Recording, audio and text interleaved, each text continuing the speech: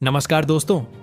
देश की राजधानी नई दिल्ली के आसमान में इन दिनों एक अजीब सा भारीपन है। यह मानसून की नमी का नहीं बल्कि 78 लाख उम्मीदों का बोझ है जो दूर दराज के कोनों से इस शहर के दरवाजे पर दस्तक दे रही है। सत्ता के गलियारों में जहां देश की नियति तय होती है, आज एक ऐसी कहानी गूंज रही है जिसे दशकों से अनसुना किया गया था। यह उन बुजुर्गों की दास्तान है जिनके चेहरों पर संघर्ष की थकान और आंखों में एक आखिरी उम्मीद की लौट टिमटिमा रही है। यह कहानी सिर्फ एक विरोध प्रदर्शन की नहीं है, बल्कि उन लोगों के आत्मसम्मान की लड़ाई है जिन्होंने अपनी जवानी देश के कारखानों, मिलों और संस्थानों को सींचने में लगा दी। आज वे अपनी जिंदगी के अंतिम पड़ाव पर एक सम्मानजनक जीवन के लिए जूझ रहे हैं। यह आंदोलन अब सिर्फ किसी श्रमिक संगठन की चार दीवारी तक सीमित नहीं है। यह प्रधानमंत्री कार्यालय तक जा पहुंचा है, जो इस पूरे घटनाक्रम में एक निर्णायक मोड़ साबित हुआ है। प्रधानमंत्री कार्यालय का इस मामले में सीधा हस्तक्षेप यह दर्शाता है कि अब पानी सिर से ऊपर जा चुका है और सरकार इस संवेदनशील मुद्दे को और अनदेखा नहीं कर सकती। इस आंदोलन की आग को और हवा दे रहा है भारतीय मजदूर संघ का खुला समर्थन। विभिन्न ट्रेड यूनियनों की एकजुटता ने इस लड़ाई को नई ताकत दी है, विशेषकर चीनी मिलों के श्रमिक जो अपनी अनगिनत समस्याओं के बावजूद अपने बुजुर्ग साथियों के हकों के लिए कंधे से कंधा मिलाकर खड़े हैं। इस व्यापक समर्थन ने ही आंदोलन को एक राष्ट्रव्यापी स्वरूप दिया है और सरकार को इस पर गंभीरता से सोचने के लिए मजबूर कर दिया है। मामले की गंभीरता और इसके राष्ट्रव्यापी प्रभाव का अंदाजा इसी बात से लगाया जा सकता है कि हर छोटी बड़ी जानकारी सीधे प्रधानमंत्री के शीर्ष अधिकारियों की मेज पर पहुंच रही है। इस पूरी हलचल के केंद्र में एक नाम प्रमुखता से उभरा है, प्रधानमंत्री कार्यालय के सचिव श्री अदनान स्वामी। श्री स्वामी, जिन्हें प्रशासनिक हलकों में एक कुशल रणनीतिकार और परिणामोन्मुखी अधिकारी के रूप में जाना जाता है, अब इस पूरे मामले की कमान संभाल रहे हैं। उन्हें न सिर्फ इस मुद्दे की हर परत से वाकिफ कराया गया है, बल्कि प्रधानमंत्री की ओर से इस समस्या का एक स्थायी और संतोषजनक समाधान निकालने का जिम्मा भी सौंपा गया है। स्थिति की नजाकत को समझते हुए और सरकार के पक्ष को पूरी पारदर्शिता के साथ जनता के सामने रखने के लिए श्री अदनान स्वामी ने एक ऐसा कदम उठाया जिसने दिल्ली के मीडिया जगत को भी चौंका दिया। उन्होंने एक विशेष प्रेस कॉन्फ्रेंस का आयोजन किया, लेकिन यह कोई पारंपरिक प्रेस वार्ता नहीं थी। यहां बड़े बड़े समाचार चैनलों के ओबी वैन या अखबारों के नामी ग्रामी संपादक नहीं थे। यहां आमंत्रित थे नए युग के सिपाही, जिन्हें हम सोशल मीडिया इन्फ्लुएंसर के नाम से जानते हैं। यह वो लोग हैं जिनकी आवाज सीधे उन लाखों पेंशन भोगियों तक पहुंचती है जो अपने मोबाइल पर एक एक केशबर के लिए टकटकी लगाए रहते हैं। यह एक मास्टर स्ट्रोक था, एक ऐसा रणनीतिक फैसला जिसका उद्देश्य बिचौलियों को हटाकर बिना किसी मिलावट के सरकारी योजनाओं और इरादों की सही जानकारी सीधे उन लोगों तक पहुंचाना था जिनके लिए यह सब कुछ किया जा रहा है। उस विशेष बैठक में श्री अदनान स्वामी ने बड़ी बेबाकी और स्पष्टता के साथ सरकार का पक्ष रखा। उन्होंने प्रधानमंत्री श्री नरेंद्र मोदी की उन नीतियों का प्रत दर परत खुलासा किया जो विशेष रूप से ईपीएस माइंड माइफे पेंशन भोगियों के कल्याण के लिए बनाई गई हैं। उन्होंने इस बात पर जोर दिया कि पेंशनरों की जो 4 सूत्रीय मांगे वर्षों से धूल फांक रही थीं, उन पर प्रधानमंत्री के स्तर से कार्यवाही बहुत पहले ही शुरू हो चुकी थी। यह कोई चुनावी वादा या आंदोलन के दबाव में लिया गया फैसला नहीं, बल्कि एक सोची समझी प्रक्रिया का हिस्सा है। श्री स्वामी ने बताया कि इस प्रक्रिया को अब अंतिम रूप दिया जा रहा है और प्रधानमंत्री व्यक्तिगत रूप से यह सुनिश्चित कर रहे हैं कि इन मांगों को जल्द से जल्द पूरा किया जाए। उन्होंने एक विस्तृत केका प्रस्तुत किया कि कैसे इन मांगों को हकीकत में बदला जाएगा। अब यह बिल्कुल साफ हो चुका है कि प्रधानमंत्री के विशेष सचिव के रूप में श्री अदनान स्वामी ने इस मुद्दे पर एक तरह से मोर्चा संभाल लिया है। उन्हें विशेष रूप से प्रधानमंत्री द्वारा यह जिम्मेदारी दी गई है कि वे मीडिया का, खासकर डिजिटल मीडिया के माध्यम से इस संवेदनशील विषय पर सरकार की प्रगति और योजनाओं की जानकारी लगातार साझा करते रहे। अपनी नियुक्ति के तुरंत बाद श्री स्वामी ने उन सोशल मीडिया इन्फ्लुएंसर के साथ एक और बैठक की जिनसे लाखों पेंशन भोगी सीधे जुड़े हुए हैं। उन्होंने पेंशनरों से जुड़े हर पहलू, चाहे वह वित्तीय हो, सामाजिक हो या मानवीय, पर प्रधानमंत्री के स्तर पर हो रही प्रगति का विस्तृत ब्यौरा दिया। अपनी ब्रीफिंग में श्री अदनान स्वामी ने किसी भी सवाल को टाला नहीं। उन्होंने पेंशन भोगियों के मन में उठ रहे हर संदेह का निवारण किया। सबसे बड़ा सवाल था, पेंशन की राशि कितनी बढ़ेगी। उन्होंने स्पष्ट संकेत दिए कि यह वृद्ध सम्मानजनक होगी, एक ऐसी राशि जो बुढ़ापे में उनकी जरूरतों को पूरा कर सके। इसे कितना और बढ़ाया जा सकता है और सबसे अहम, यह कब तक बढ़ाया जा सकता है, इस पर भी उन्होंने एक समय सीमा का इशारा किया, जिससे लाखों लोगों की उम्मीदों को एक ठोस आधार मिला। यह सारी जानकारी उन इन्फ्लुएंसरों को इसलिए दी गई ताकि पेंशन भोगियों तक कोई अफवाह या गलत खबर ना पहुंचे, बल्कि सरकार का सीधा संदेश पहुंचे। एक तरफ जहां दिल्ली में प्रधानमंत्री कार्यालय के स्तर पर यह रणनीतिक बिसात बिछाई जा रही है, वहीं दूसरी तरफ जमीन पर आंदोलन की ज्वाला और धधक रही है। इस आंदोलन के सबसे बड़े और सर्वमान्य चेहरे कमांडर अशोक रावत जी के नेतृत्व में आगामी 4 और 5 अगस्त को राष्ट्रीय राजधानी के ऐतिहासिक जंतर मंत्र पर एक विशाल धरना प्रदर्शन का कार्यक्रम हुआ था। वह कोई साधारण धरना नहीं था, यह उन लाखों लोगों के सब्र का अंतिम इम्तिहान है। और इस आंदोलन की गूंज प्रधानमंत्री कार्यालय तक पूरी तीव्रता के साथ पहुंच रही है। प्रधानमंत्री कार्यालय इस निर्धारित आंदोलन के हर पहलू पर अपनी पैनी नजर बनाए हुए हैं। मामले की इसी गंभीरता को देखते हुए एक स्पेशल टास्क फोर्स का गठन किया गया है, जिसका नेतृत्व भी श्री अदनान स्वामी को ही सौंपा गया है। यह एक उच्च स्तरीय समिति है जिसका काम सिर्फ निगरानी करना नहीं बल्कि विश्लेषण करना है।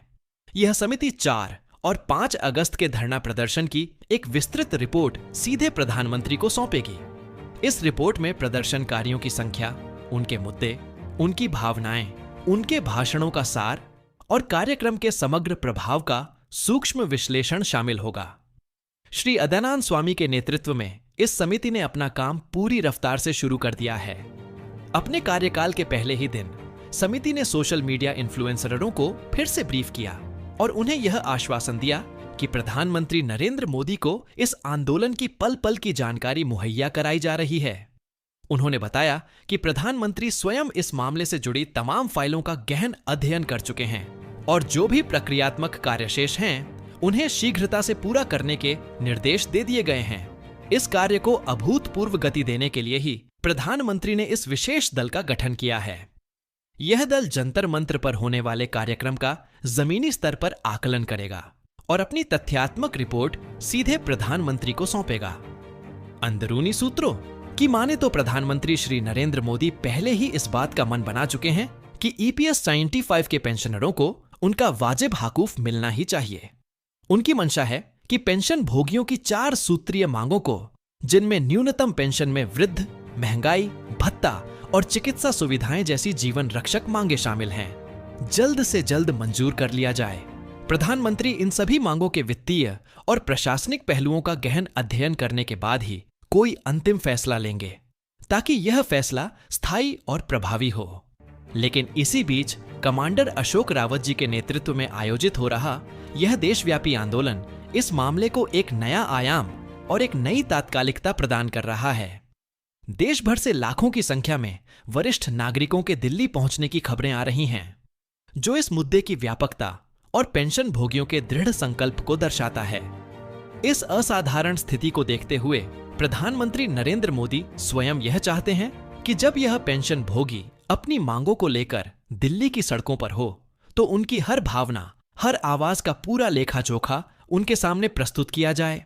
वह यह भी सुनिश्चित करना चाहते हैं कि जब वह इस पर अपना अंतिम निर्णय ले रहे हो, तो इसकी पूरी जानकारी सही माध्यम से पेंशनरों तक भी पहुंचती रहे, ताकि किसी भी तरह के भ्रम या अविश्वास की कोई गुंजाइश ना रहे।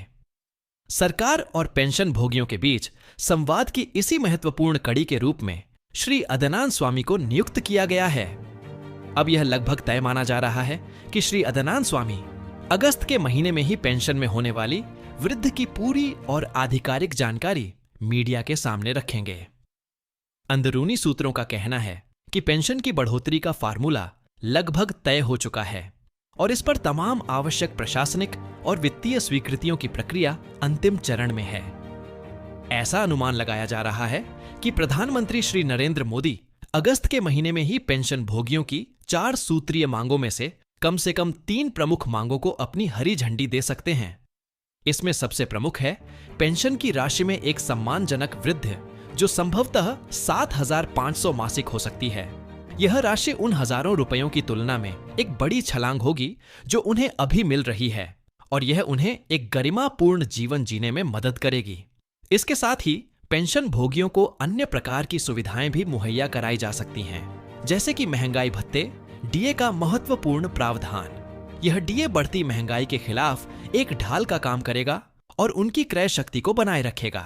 इसके अतिरिक्त मेडिकल सुविधाओं में पति या पत्नी को भी शामिल करने वाली नियमावली को मंजूरी दी जा सकती है, जो लाखों परिवारों के लिए एक बहुत बड़ी राहत होगी, क्योंकि बुढ़ापे में इलाज का खर्च अक्सर कमर तोड़ देता है। इन सभी फैसलों को एक साथ मिलाकर और तमाम गैजेट नोटिफिकेशन के साथ पेंशनरों के लिए एक समग्र कल्याणकारी पैकेज का खाका तैयार किया जा रहा है। इसे एक ठोस कानूनी रूप दिया जाएगा, एक ऐसा कानून जो देश के सभी 28 राज्यों और केंद्र शासित प्रदेशों पर एक समान रूप से प्रभावी होगा। इसका उद्देश्य यह सुनिश्चित करना है कि किसी भी राज्य का कोई भी पेंशन भोगी अपने अधिकार से वंचित न रह जाए।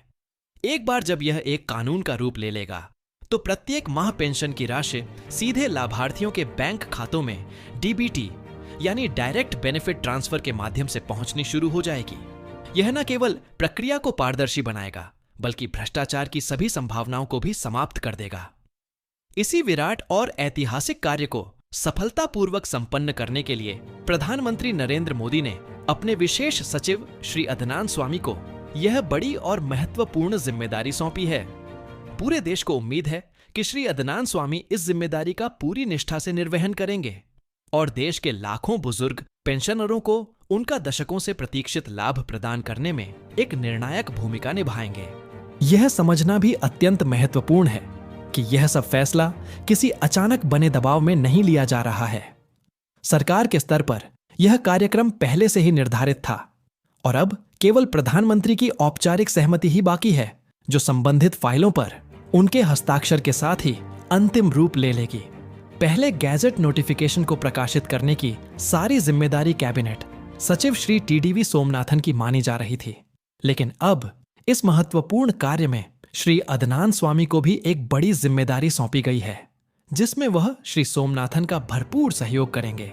अब श्री टीडीवी सोमनाथन और श्री अदनान स्वामी के कंधों पर संयुक्त रूप से गैजेट नोटिफिकेशन की सारी जवाबदेही सौंप दी गई है और यह सारा काम अगस्त माह में ही पूरा करने का लक्ष्य रखा गया है। इस पूरी पृष्ठभूमि के बीच कमांडर साहब ने देश भर के पेंशन भोगियों से दिल्ली पहुंचने का आह्वान कर दिया है। कमांडर साहब के एक आह्वान पर देश के कोने कोने से पेंशन भोगियों की टीमें, जीवन के कई बसंत देख चुके वरिष्ठ नागरिकों के समूह आज दिल्ली के जंतर मंत्र के लिए प्रस्थान कर चुके हैं। कल ही बिहार के पटना के ऐतिहासिक गांधी मैदान में एक बड़ी सभा हुई थी, जिसमें यह संकल्प लिया गया था कि बिहार से बड़ी संख्या में पेंशन भोगी दिल्ली पहुंचकर कमांडर अशोक रावत द्वारा आह्वान किए गए इस महा आंदोलन में पूरी सक्रियता से हिस्सा लेंगे। इसी तरह देश के अलग अलग राज्यों, चाहे वह महाराष्ट्र के औद्योगिक क्षेत्रों से आए मजदूर हों, केरल के बागानों से आए श्रमिक हो, पंजाब के खेतों में काम कर चुके किसान हो या पश्चिम बंगाल की झूठ मिलों के कर्मचारी, हर जगह से वरिष्ठ नागरिक अपनी मांगों की आवाज बुलंद करने के लिए दिल्ली पहुंच रहे हैं। और इसी घमाघमी, इसी आंदोलन और उम्मीद के महासंगम के बीच प्रधानमंत्री का यह बड़ा फैसला सामने आ रहा है, जिसमें प्रधानमंत्री नरेंद्र मोदी ने श्री अदनान स्वामी के नेतृत्व में गठित समिति को यह स्पष्ट निर्देश जारी कर दिया है कि आप तमाम पहलुओं को ध्यान में रखते हुए जल्द से जल्द गैजेट नोटिफिकेशन तैयार करवाकर पेंशन वृद्धि की कार्यवाही को सुनिश्चित करने का काम करें। आने वाले कुछ दिन, विशेषकर 4 और 5 अगस्त, न केवल इन 78 लाख पेंशन भोगियों के लिए, बल्कि पूरे देश के लिए अत्यंत महत्वपूर्ण होने वाले हैं। यह 2 दिन तय करेंगे कि अपने जीवन की सांझ में खड़े इन वरिष्ठ नागरिकों को सम्मानजनक जीवन जीने का अधिकार मिलता है या उनका संघर्ष अभी और लंबा चलेगा। पूरा देश अपनी निगाहें दिल्ली पर टिकाए हुए हैं। एक ऐतिहासिक फैसले की प्रतीक्षा में क्या जंतर मंत्र पर गूंजती इन बुजुर्ग आवाजों को न्याय का मरहम मिलेगा? क्या प्रधानमंत्री कार्यालय से निकली उम्मीद की किरण करोड़ों आंखों के अंधेरे को दूर कर पाएगी? इसका जवाब आने वाला वक्त ही देगा। लेकिन एक बात तय है, दिल्ली की धड़कनें बढ़ी हुई हैं और एक नए इतिहास की पटकथा लिखी जा रही है। आज के लिए इतना ही। जैसे कोई नई अपडेट आती है मिलते हैं एक नई अपडेट के, तब तक के लिए जय हिंद जय भारत।